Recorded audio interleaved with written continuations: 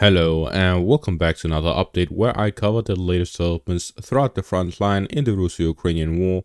It is your host Weeb Union, and in this one we start out in the direction east of Chasiv Yar, where the Russians have made an advance in the north from Bohdanivka towards Kalina, and we see that the Russians through this advance are now pushing to the final Ukrainian village north of the micro district. The Russians are here attempting to gain control of it, to gain control over the crossing here in between the northern flank of the Chasiv Yar microdistrict and the southern parts. At the same time, we've seen recent advances along the railway here east of the microdistrict and attacks directly towards it, showing that the Russians are generally attacking across this small section of the front line, where they are looking to expand their control over the canal line and gain control over both of the crossings across. With this advance, the Russians have captured half of the Ukrainian fortifications north of Bohdanivka. If they manage to secure all of them and the forest patch aligned with them, they'll be able to secure their positions northeast of Kalina, and they'll be able to push towards the canal line and gain control over the northern flank. The Russian plan here is to gain control over both of the flanks, secure them, and then push across to flank Chasiv Yar from the north and from the south, and start storming the city directly through the micro-district and crossing over from there as well.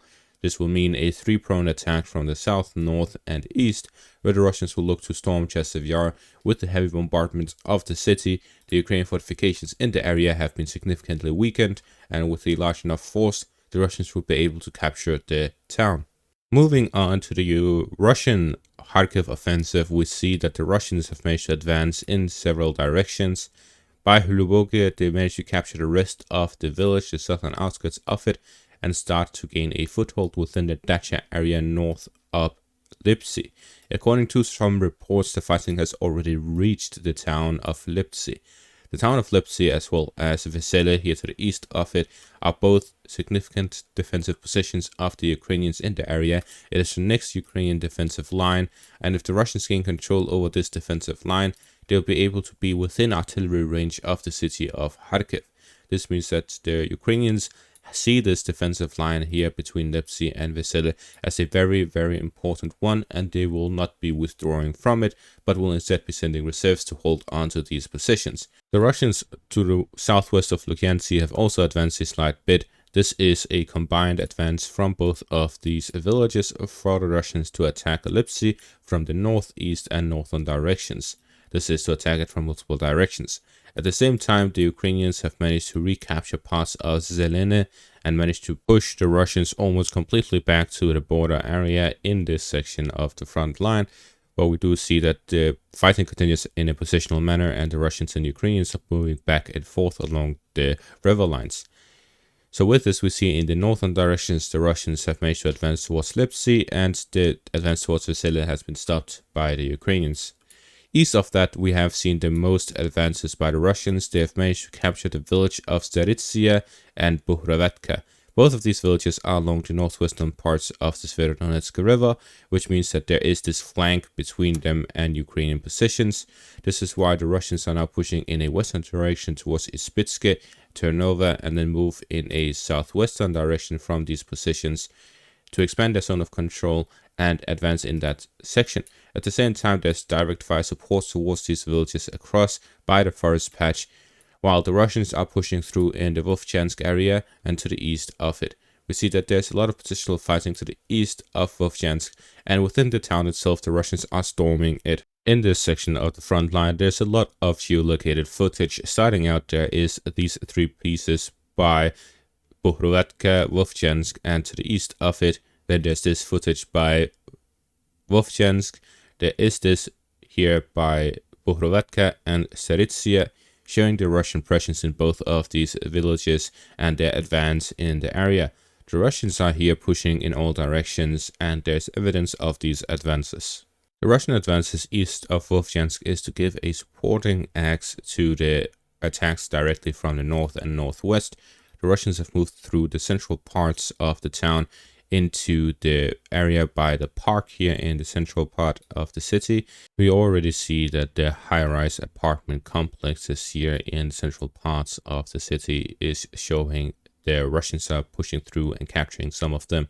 In the eastern parts, it's mostly just residential areas, so it is likely that a combined push from the Russians in the east and the north will be able to capture them, while the main fighting is taking place in the central parts, where the Russians will be looking to cross over the river line. The Russians are currently pushing through to gain control over the northern parts of the river line before crossing over.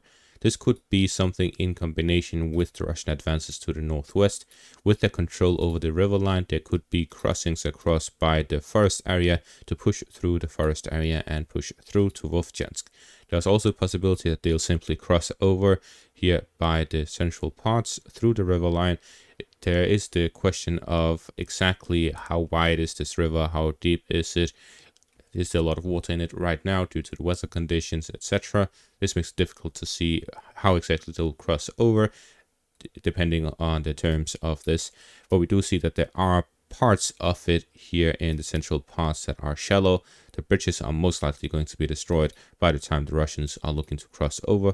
But there are parts here, for example, where we see that it is very shallow and there could be a possibility of crossing over in these areas. At the same time, there's also the possibility that the Russians will open simply a new front south of the river line and push all the way through. This is unlikely, as the Russians would be focused on going through from a further south direction rather than the northern parts. And all of this makes it detrimental for the fighting in Vovchansk, as they would need to open a new front, concentrate troops elsewhere, etc. But it's most likely that the Russians will look to end the Battle of Vovchansk before doing any of such operations, and for that they would need to cross the river somewhere. So depending on the situation, we'll have to see where they go. At the same time as the Russians are advancing here in the Kharkiv region, and this advance has now gone over 220, 240, somewhere around there, square kilometers, the Russians are reportedly only having about 4,000 soldiers advanced in this offensive operation. At the same time, there are reports that the Russians have been heavily shelling the Sumy region. Where specifically, I'm not really sure. But this shows that the Russians are expanding their operations elsewhere. At the same time, there is this article here by the New York Times, where in the article they interview the Ukrainian spy General Budanov, and he talks about the situation on the front line. It is reported that he is going in between the cities of Kharkiv and Sumy to look at the situation himself and prepare their defenses. The Russians have been pushing through the Kharkiv region. It is confirmed that they are doing operations there. However, in the Sumy region, the idea is more uncertain.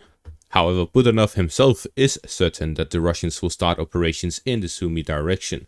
It is reported that the Russians over last night have changed from simply massive shelling in the Sumy region to actually trying to get rid of the Ukrainian mines in the Ukrainian side of the border. They have missile forces and artillery forces for that. There are several different types of missiles and ammunition shells specifically to get rid of minefields, and this is what the Russians have switched to last night in the Sumy region. This indicates that a push is very close by. Similar to that, the Russians also cleared mines ahead of the Kharkiv attack. So this means that it is likely that the Russians will expand to the Sumy region as well, creating a push there, whether it's from Kursk, from Belgorod, or from the Bryansk region through the forest area. There are reports in the Telegram channels that there is something related to the Bryansk forest that is being prepared. And when that was mentioned, I realized that satellite imagery and most reconnaissance are mostly inefficient in forest areas, especially in dense forest, similar to the Bryansk areas. This means that a Russian push could come from the north. However, similarly, the Ukrainians have large swaths of forest area, which makes it difficult for armored vehicles to push through. This is why this area to the north, in between Chernihiv and Sumy, was largely ignored in the first days of the Russian invasion. Instead, we may see a large infantry contingent being used if the focus is the forest area, but more likely is the parts here directly east or south of Sumy by the Belgorod and Kursk regions, where the Russians will be pushing towards the city and other surrounding areas to expand the front line. The goal of the Russians expanding the front line, as is said by Budanov and I have said for many months, is to spread out the Ukrainian defensive lines and positions To prevent the Ukrainians from doing this in-depth defense tactic that they have been using, rather than the Ukrainians having multiple lines of defense, they would instead be forced to spread their defenses out to multiple sections of the front line, which will make it so that if the Russians push through and break through the front, they would have broken through the front. They wouldn't be meeting another and a third and a fourth defensive line, which will make it much easier for the Russians to take advantage of a breakthrough, rather than the Ukrainians simply having more soldiers in the rear to hold back a Russian breakthrough. And as mentioned, the Kharkiv fortifications defenses in the area is a complete mess. At the similar case, the Sumy region is likely pretty much the same with the Chasiv region. The only region where the Ukrainians have actually focused on defensive positions and creating them without corruption, without issues, is the Kiev region itself. Other than that, the Ukrainians would have a hard time defending other sections of the front line. The Donetsk region is naturally also well fortified, as it has been fortified for 10 years. And that is going to be all for this update. Make sure to leave a like, subscribe, check out my Patreon for additional content. Thank you for watching and have a great day.